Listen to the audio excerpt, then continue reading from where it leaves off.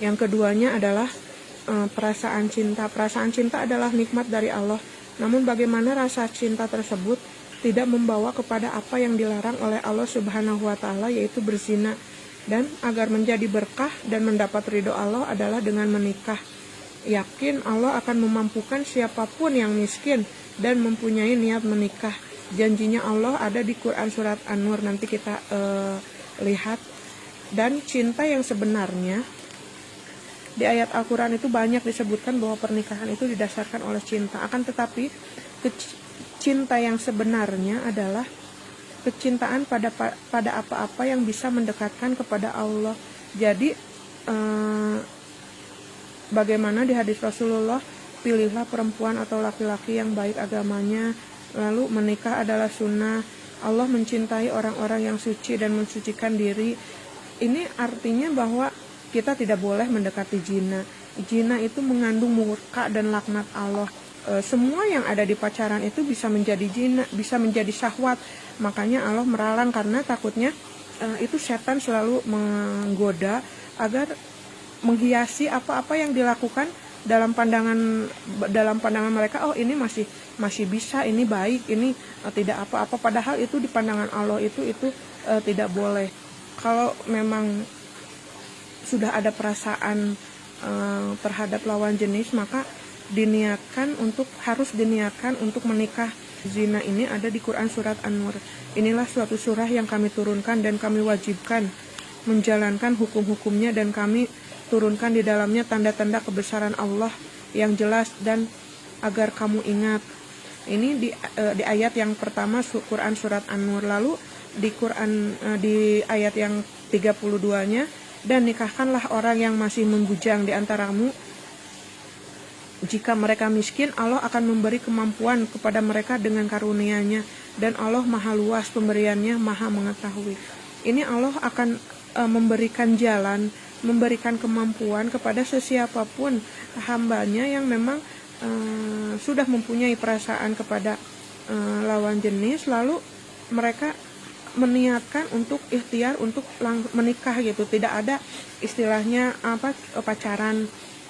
Ini Allah menjadikan bagimu pasangan suami istri dari jenis kamu sendiri, serta memberimu rezeki dari yang baik. Mereka beriman kepada yang batil dan mengingkari nikmat Allah. Kalau mereka pacaran lalu mereka berzina, melakukan sesuatu yang dilarang, memperturutkan setan, hawa nafsu, ini mengingkari nikmat Allah. Makanya Allah murka dan ada laknat Allah di situ. Ini lalu yang selanjutnya adalah cinta dunia. Ini cinta dunia ini kembali ke ayat yang ini ya, harus dilihatnya. Dijadikan terasa indah. Ini adalah cinta dunia.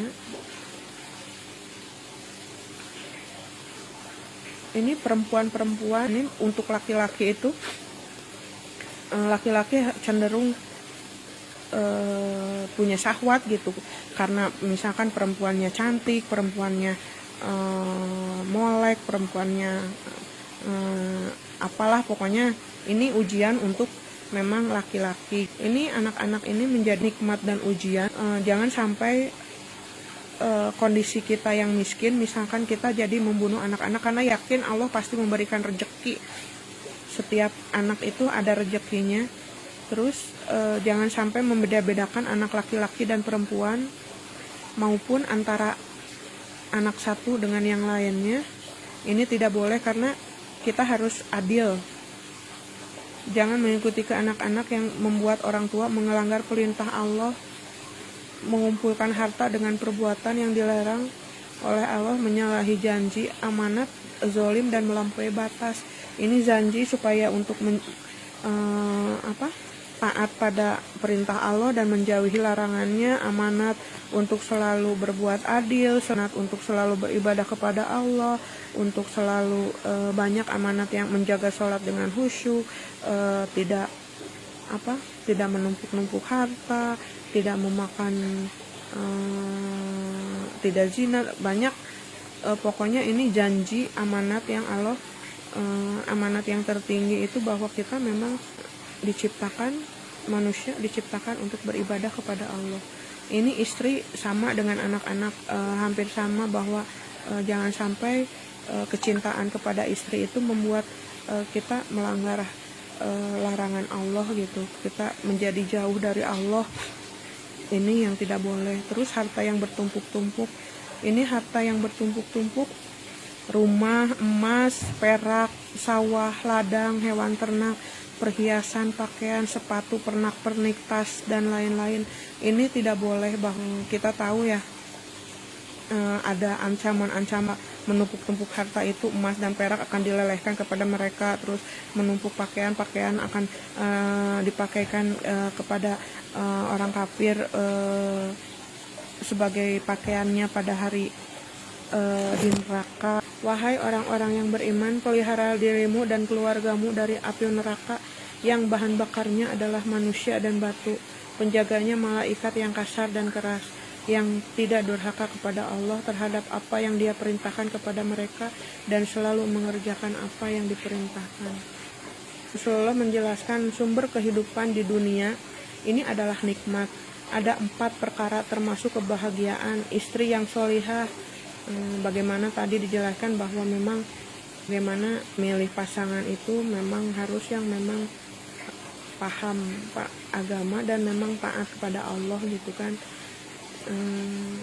Suami dan istri itu partner untuk memang mencapai surga, mencapai keridhaan Allah. Itu kalau keduanya memang dalam ketaatan. Akan tetapi kalau keduanya memang tidak taat kepada Allah, itu ada ayat di Al-Quran bahwa pada hari kiamat itu mereka tidak memperdulikan antara bapak, tidak memperdulikan anaknya, semuanya hanya memperdulikan apa yang nanti akan dipertanggungjawabkan di hadapan Allah gitu kan. Ini tempat tinggal yang lapang, ini adalah nikmat. Akan tetapi harus juga dilihat, harus betul-betul memisahkan, harus betul-betul teliti mana yang memang menjadi nikmat, tempat tinggal yang lapang, atau kategori menumpuk-numpuk harta. Istilahnya lapangnya itu kan harus diukur dari memang kebutuhan, harus diukur dari memang penghasilan. Pokoknya ini kembali lagi ke ukuran tiap orang kan beda. Akan tetapi takarannya harus memang harus bertanya juga ke dalam hati. Ini yang harus, ini sudah dalam rangka ketaatan belum pada Allah gitu. Ini termasuk menumpuk-numpuk harta bukan gitu kan.